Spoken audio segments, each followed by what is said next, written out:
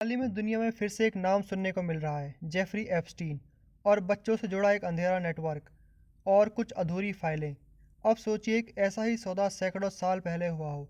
एक माँ ने अपनी जान बचाने के बदले अपने बच्चे को ही किसी अंधेरी ताकत को सौंप दिया हो। आज की कहानी इसी सौदे से शुरू होती है, जान के बदले बच्चा। और यही बन गया पीढ़ियों तक चलने वाला श्राप।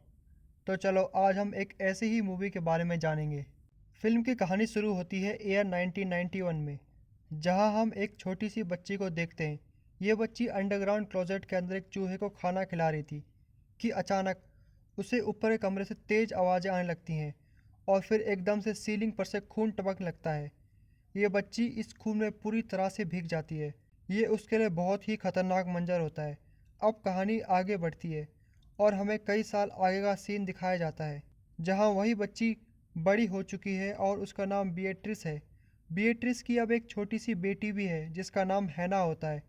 बिएट्रिस अभी भी अपने मॉम डैड के साथ उसी घर में रहती है, क्योंकि कुछ साल पहले उसके हस्बैंड की डेथ हो गई थी, तो उसे वापस अपने पेरेंट्स के पास रहने आना पड़ा।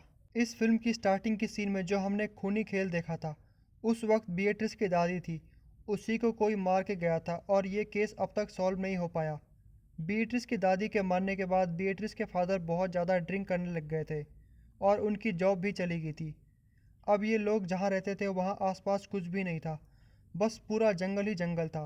अब हम कहानी में आगे एक रात का सीन देख पाते हैं, जिसमें एक बंदा अपने हाथ से ही एक गड्ढा खोद रहा था और उसको देखकर लग रहा था कि ये किसी के बस में है। गड्ढा खोदते खोदते उस बंदे को एक बहुत पुरानी लाश मिल जाती है, जो किसी औरत की। उसके ठीक बाद हम देख पाते हैं कि उसे कुछ आवाज़ें सुनाई देने लगती हैं और उस बंदे को लगता है कि कोई उसके पीछे है। और हमें अगले दिन ये बंदा मरा हुआ मिलता है और ऐसे में पुलिस उसके मरने की खबर उसके फादर को देती है।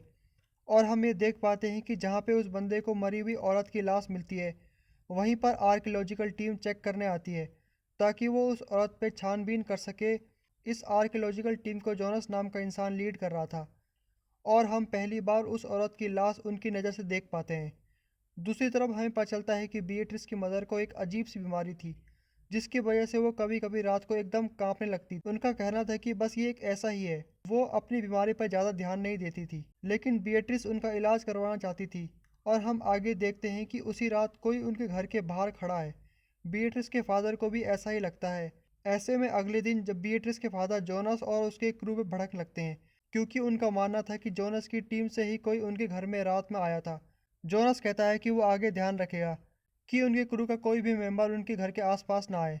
इसी के साथ जोनस का इंट्रोडक्शन बीएट्रिस से हो जाता है।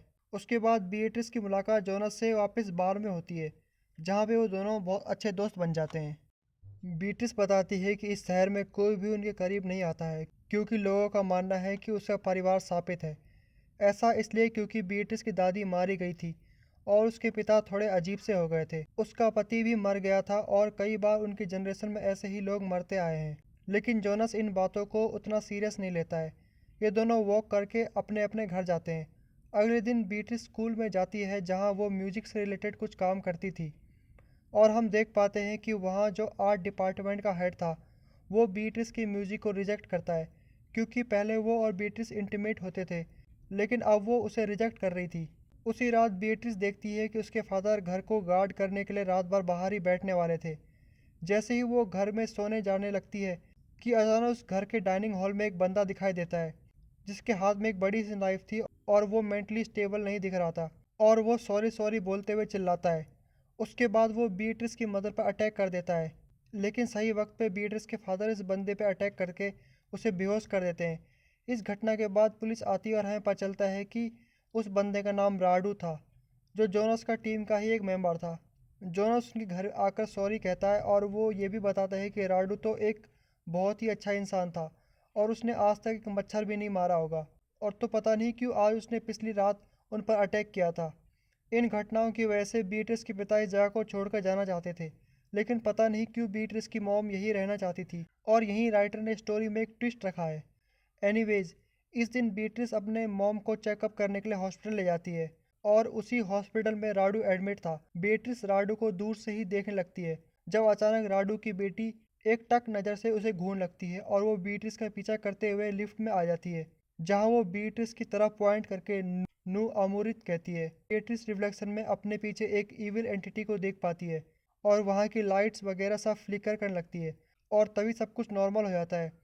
ऐसे में बेट्रिस भागती है और वो कार में आकर नो अमृत ट्रांसलेट करती है, जिसका मतलब होता है सी नेवर डाइड। इस घटना के बाद वो जोनस से मिलती है और जोनस बताता है राडू ये कांड करने से पहले अचानक गड्ढा खोदने लग गया था और वो कुछ और औरतों की डेड बॉडी को भी खोजा है। बॉडीज बहुत ही ओल्ड है, शायद 100 ईयर से भी पुरानी। तभी इन दोनों की नज़र एक बूढ़े इंसान में पड़ती है जो कि उस बंदे का बाप होता है जिसे गड्ढा खोदते हुए पहले औरत की लाश मिली थी। उस बंदे का नाम टर्न होता है और ये दोनों टर्न से बात करने लगते हैं, जहाँ टर्न का कहना था कि उसके बेटे को कोई तो विस्पर कर रहा था और तभी उसी जगह पर और तभी वो कुछ जगह पर गड्ढा खोदने लग गया था। उसे एक औरत की पुरानी बॉडी मिली। वो कहते हैं कि उसके बेटे की मौत हार्ट अटैक से हुई है, लेकिन उससे पहले वो लोटस पोजीशन में बैठा था और वो ऐसा अपने आप को काम डाउन करने के लिए करता था। बेसिकली एक योगा टाइप पोजीशन थी। वो ज़्यादातर तब करता था जब उसे कुछ परेशानी हो जाती थी और तब वो उन्हें लेजेंड ऑफ फीका की बातें बताने लगता है और साथ ही अपना नंबर भी देता है। अब जोनस बीट्रिस से लेजेंड ऑफ फीका के बारे में पूछने लगता है और बीट्रिस बताती है कि ये ऐसे ही बच्चों की कहानी है, उन्हें डराने के लिए ताकि वो फॉग से दूर रहें। और वो बताती है कि इसका एक एनुअल सेलिब्रेशन भी होने वाला है और इस पर उनके स्कूल का एक म्यूजिकल भी है। और यहीं पे जोनस और बीट्रिस के बीच साइंस वर्सेस रीजन की बातें होने लगती हैं। तभी जोनस को उसकी टीम का कॉल भी आता है और वो फ़ौरन अपने वर्क लोकेशन में पहुंच जाता है। वहां उसे पता चलता है कि जिन भी औरतों की लाश उन्हें मिली थी उन सब का गला वर्टिकली कटा हुआ था और उन्हें तकरीबन 12 औरतों की लाश मिल चुकी है और उन सब का गला ही वर्टिकली कटा हुआ था।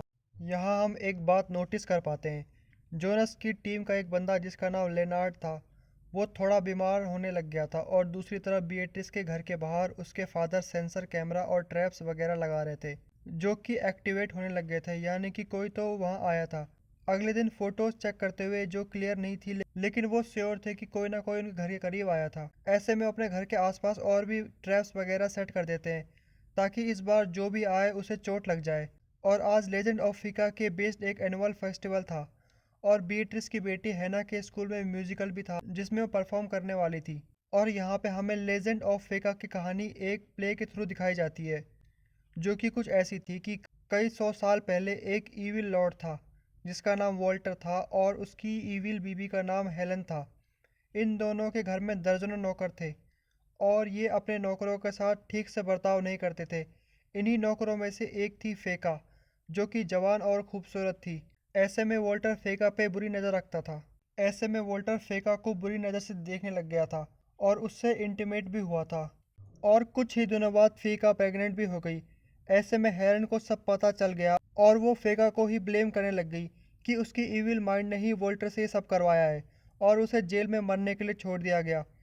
फेका भगवान से मदद के लिए प्रार्थना करने लगी लेकिन उसकी गुहार भगवान ने नहीं बल्कि शैतान ने सुना। और ऐसा वैसा शैतान भी नहीं, वो शैतान जिसे गॉड ऑफ चाइल्ड सेक्रीफाइस भी कहते हैं, और वो था मोलोक। उस शैतान ने कहा मैं तुम्हें यहाँ से निकाल दूंगा लेकिन मैं तुम्हारे बच्चे को क्लेम करूंगा। सिर्फ यही बच्चा नहीं बल्कि तुम्हारे आने वाले सभी जनरेशन को मैं क्लेम करूंगा। और जब डील हुई तो फेका के सर के ऊपर मोलोक का मार्क बन गया। अगले दिन फेका को स्टेक पर चढ़ाया जाने लगा और हेलन उसे अपने गुनाहों को कबूल करने के लिए कहने लगी और उसके जवाब में फेका ने बोला इसका अंजाम तुम्हें भुगतना होगा। और फिर अचानक उसने अपने हाथ को फ्री करके अपनी गर्दन को वर्टिकली काट लिया। इससे फेका मर गई। उसी के साथ हेलन की आत्मा उसके शरीर से निकल गई और उस समय से हेलन के शरीर के अंदर फेका की आत्मा आ गई। मतलब हेलन के ऊपर फेका का कब्जा हो गया।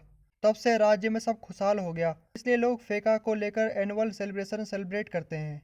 और तभी से लोगों का यह मानना भी है कि हेलन की स्पिरिट आज भी इसी बॉग में घूम रही है और उसके अंदर बदले की आग जल रही है और वो अपनी ईविल बातें लोगों को विस्पर करती है, जो थोड़ा अजीब था क्योंकि देखा जाए तो कई लोग कह रहे थे कि उन्हें विस्परिंग सुनाई देती है और जो औरतें की लाश मिली थी वो जनरेशन पुरानी थी। उनके गले में वर्टिकली कट ही था और उनके गले पे वर्टिकली कट भी था। और दूसरी तरफ बीट्रिस टॉम से मिलने जाती है। वहाँ स्पिरिचुअल वाइब्रेशन की वजह से बीट्रिस अपने बचपन का वो सीन ठीक से देख पाती है जब उसकी दादी मारी गई थी। वो याद कर पाती है कि उसकी दादी की गर्दन भी वर्टिकली कटी हुई थी। ये जानकर वो सीधा जोनस के साइड पर पहुंचती है जहां जोनस नहीं था, लेकिन बीट्रिस उन लाशों को देख पाती है जिन सभी औरतों की गर्दन भी वर्टिकली कटी हुई थी और ये सभी औरतें अलग अलग जनरेशन की भी थी। ये सारी औरतें सब एक दूसरे से रिलेटेड लग रही थी। इससे हम ये कॉन्क्लूजन निकाल सकते हैं कि जो फेका की मिथ थी वो कुछ कुछ सच हो सकती है और इनके फैमिली में भी औरतों की मौत गर्दन कटने से हो जाती है। ऐसे में वो घर जाती है और वो अपने मॉम और अपनी बेटी को इस जगह से भाग निकलने के लिए कहती है। ऐसा शायद इसलिए कि बीट्रिस श्योर थी कि यहाँ जो कर्ज था वो उसकी फैमिली में ही रन कर रहा है और हो सकता है कि वो लोग भी मर जाएं। और दूसरी तरफ बीट्रिस के घर के बाहर लियोनार्ड अजीब तरह से चले जा रहा था और वो ट्रैप्स में फंसता जा रहा था। ऐसे में बेट्रिस के फादर उस पर टेजर गन चला करके उसे बेहोश कर देते हैं, लेकिन तभी उन्हें जंगल में अपनी बीबी की स्पिरिट दिखने लग जाती है और साथ ही वहाँ कई औरतों की स्पिरिट भी आ जाती है और वो सब मिलकर उस पर विस्पर करने लग जाती हैं और ऐसा लगता है कि बीट्रिस के फादर भी पोजेस्ड हो जाते हैं। बाद में वो अपनी पत्नी को मारने के लिए घर पहुँचते हैं। वहाँ वो अपनी पत्नी पर अटैक भी करते हैं और इसी मोमेंट पर हम सभी स्पिरिट्स को बाहर चिल्लाते हुए भी देखते हैं। एंड मौके पर बीट्रिस उन पर अटैक करके अपनी मदर को बचा लेती हैं और यहाँ से सीन थोड़ी देर आगे बढ़ता है जहाँ बीट्रिस के पिता को होश आता है और वो एंड में ऊपर जाते हैं। वहाँ वह बीट्रिस की मदर उन्हें फांसी लगाकर मार डालती है। इस पॉइंट पर हम देख पाते हैं कि बीट्रिस की मदर पूरी तरह से इस पॉइंट पर हम देख पाते हैं कि बीट्रिस की मदर पूरी तरह से पोजेस्ड हो चुकी थी और उसकी आंखें पूरी तरह से वाइट थी। और दूसरी तरफ जोनस जो फेका के एनुअल फंक्शन में था, वहाँ उसे पता चलता है कि बीट्रिस उसे खोजते हुए साइट तक आई थी और ऐसे में वो बीट्रिस के घर की ओर भागते हैं। रास्ते में उसे ट्रैप्स का सामना भी करना पड़ता है और यहाँ से सीन रूम की तरफ शिफ्ट होता है जहाँ बीट्रिस की बेटी क्लोजेट में छुपी हुई थी और बीट्रिस को उसकी मदर ने बेड पे बांध रखा था। बीट्रिस की मदर के साथ कई लंबे चौड़े इंसान भी थे जिनका सर बकरे का था जो मोलोक को रिप्रेजेंट कर रहे थे और यहाँ लोग और ये सभी लोग चैंटिंग भी कर रहे थे। फिर बीट्रिस की मदर अपना गला वर्टिकली काट लेती है और उसका खून ठीक उसी तरह से क्लोजेट के अंदर गिरता है जैसे हमने फिल्म की शुरुआती सीन में देखा था। क्लोजेट के अंदर से हैना चिल्लाने की आवाज़ सुन रही थी और बीट्रिस की मदर के अंदर से फेका की स्पिरिट निकलती है जो कि बीट्रिस को पोजेस कर लेती है। बीट्रिस भी ठीक उसी तरह से कांप लगती है जैसे उसकी मम्मी पहले कांपती थी। इसका मतलब बीट्रिस की बॉडी के अंदर पूरी तरह से फेका ने अपना कंट्रोल कर लिया है। और थोड़ी ही देर बाद जोनस वहाँ आ जाता है जो कि बीट्रिस और उसकी बेटी को फ्री करता है। बीट्रिस के पेरेंट्स मर चुके थे और यहाँ से सीन इस इंसिडेंट के कुछ दिन बाद का दिखाया जाता है जहाँ जोनस बीट्रिस को और उसकी बेटी को अपने साथ मूव इन करने के लिए कहता है, लेकिन ये सुन के बीट्रिस उसे मना कर देती है और जाते जाते शुगर का पैकेट भी चुरा लेती है। मूवी के आखिरी सीन में हम बीट्रिस को अपनी बेटी के पास अपने घर में देखते हैं जहाँ जहाँ बाहर से बीट्रिस की आत्मा और बाकी आत्मा उन्हें देख रही थी और उसकी बेटी के साथ फेका प्रेजेंट थी और यहीं फिल्म ख़त्म हो जाती है। तो दोस्तों, इस मूवी में हमें बताया गया कि कैसे एक डीमन ने थोड़ी सी मदद के बदले किसी एक फैमिली को हज़ारों सालों का कर्ज दे दिया।